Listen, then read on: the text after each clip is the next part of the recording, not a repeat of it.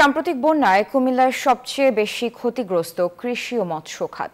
কৃষিতে 850 কোটি টাকার ক্ষতির প্রাথমিক তথ্য জানিয়েছে কৃষি অধিদপ্তর।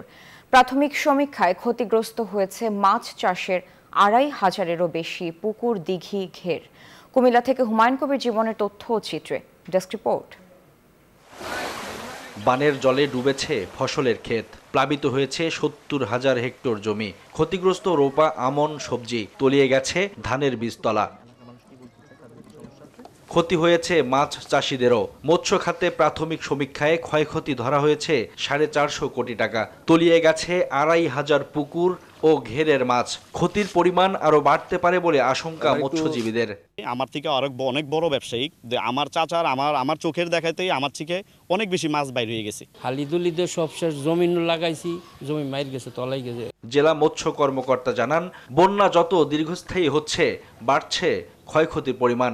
প্রায় 400 কোটির উপরে হয়তো ক্ষতিটা আসবে। যে চাষি বেশি ক্ষতিগ্রস্ত হয়েছে তাদেরকে আমরা এই সময়ের মধ্যে প্রশিক্ষণ দিয়ে এবং তাদের এখন এমনই ফুরফুরে মনে থাকবে সবাই।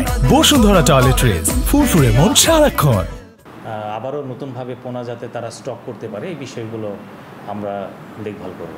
স্থানীয় প্রশাসন জানায়, ধানের বীজ সংকট দেখা দিলে কৃষকদের সর্বোচ্চ সহযোগিতা করা হবে। আমরা কুমিল্লা জেলায় এই সাম্প্রতিক বন্যা অতিবৃষ্টি বন্যাজনিত কারণে ফসলের ক্ষতি হয়েছে তো অবশ্যই। এর মধ্যে আমাদের মাঠে ছিল আউশ ধান, কর্তনের অপেক্ষা ছিল। আউশ ধানের আমাদের কিছু ক্ষতি হয়েছে। এখন পানি নেমে যাচ্ছে এবং আমরা আশা করছি যে অল্প কিছুদিনের মধ্যেই আমরা হয়তো সেটা কেটে উঠতে পারবো এবং পরবর্তীতে আমরা তাদেরকে পুনর্বাসন করার বিষয়ে যে আমরা কার্যক্রম সেটা হাতে নিব।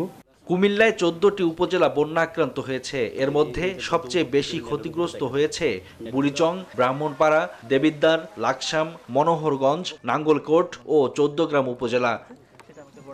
Desk report, news 24।